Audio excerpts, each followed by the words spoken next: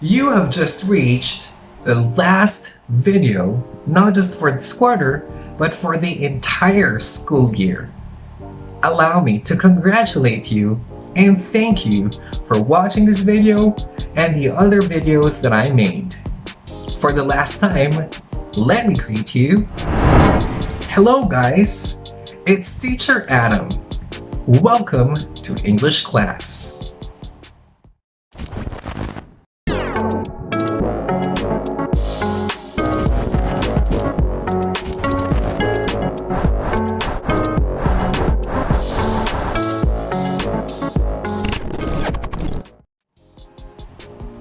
After learning the basic details of a resolution from the previous video, you are now ready to write your own resolution.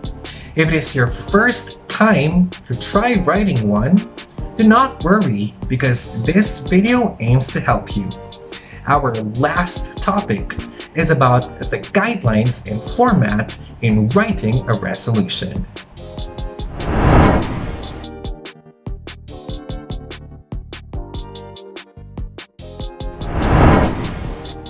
Before we go to the actual guidelines, here's a little review of the process that happens after a resolution is drafted.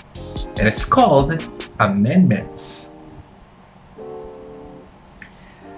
Approved draft resolutions are modified through amendments.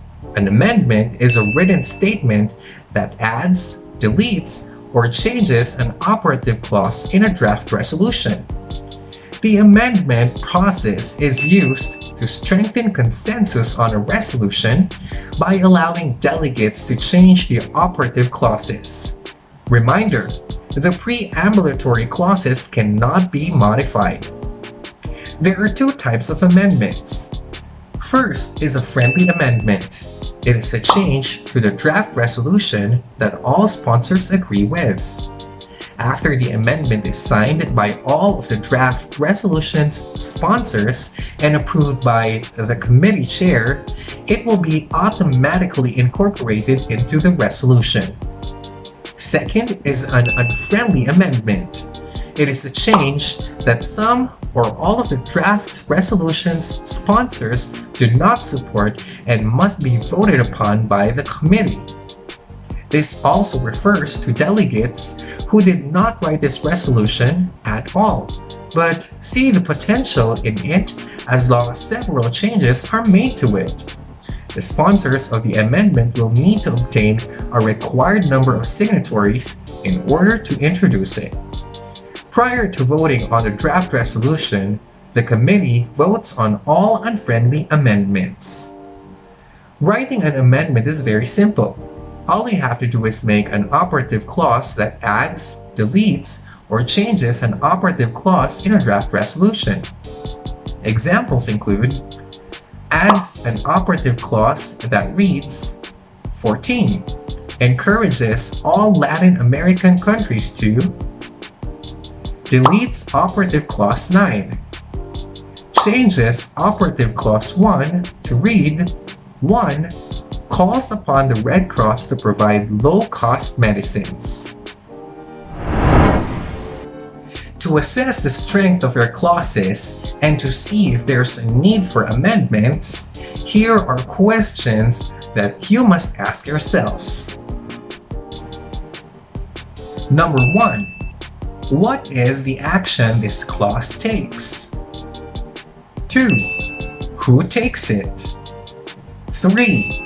When do they take it? What is the timeline? 4. How is this action made possible? Does it require funding? If so, from where? And 5. Why are you doing this? How does this action alleviate the subtopic or problem at hand? Once the changes are applied, the final resolution may then be written. Here are the specific guidelines and the important format reminders that you must not forget. Let us use this resolution as our example. Observe its parts. Number 1. Before listing down the operative resolution, enumerate the objectives that your committee needs to emphasize from your committee's consolidated resolutions. Remember that the purpose of operative clauses is to recommend solutions to the problems. Therefore, ideally, you have to write more operative clauses than preambulatory clauses. There should be more solutions than problems. In our example, there may only be 5 operative clauses compared to 6 preambulatory clauses. But notice how each of the operative clauses are specified into multiple solutions, proving that there are more solutions than problems. Number 2. Take note that the objectives, or the preambulatory clauses, start with a participle verbal that must be italicized.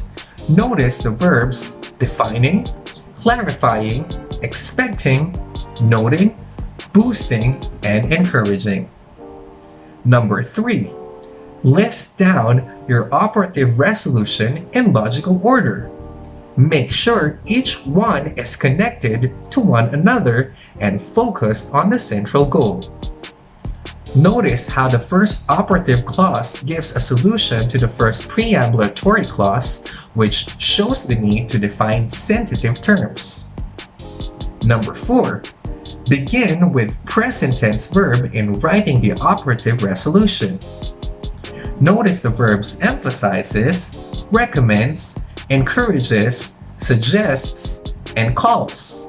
All these verbs that head the operative clauses are in present tense. Number 5. Be accurate with your choice of word and be specific with your action points. If you fail in any of these 2 guidelines, expect that the other delegates will raise points of information to clarify your points. Number 6. Receiving points of information from other delegates should not intimidate you, as these could be helpful in your amendment. Number 7. Give the complete name of any organization and its initials in parentheses. For example, Transparency and Confidence Building Measures, TCMBS. Number 8. Use Arabic numeral for your main point or clause and lowercase alphabet for the subpoint or clause. Number 9. The number of resolutions depends on the demand of the issue or topic. For beginners, they are required to list down at least 2 and a maximum of 4 resolutions. Number 10. Use Times New Roman, size 10, with 1.5 line spacing. For the last time, let us take a complete look on this resolution sample. This is also available on your workbook, so this may serve as your guide as you write your own resolution.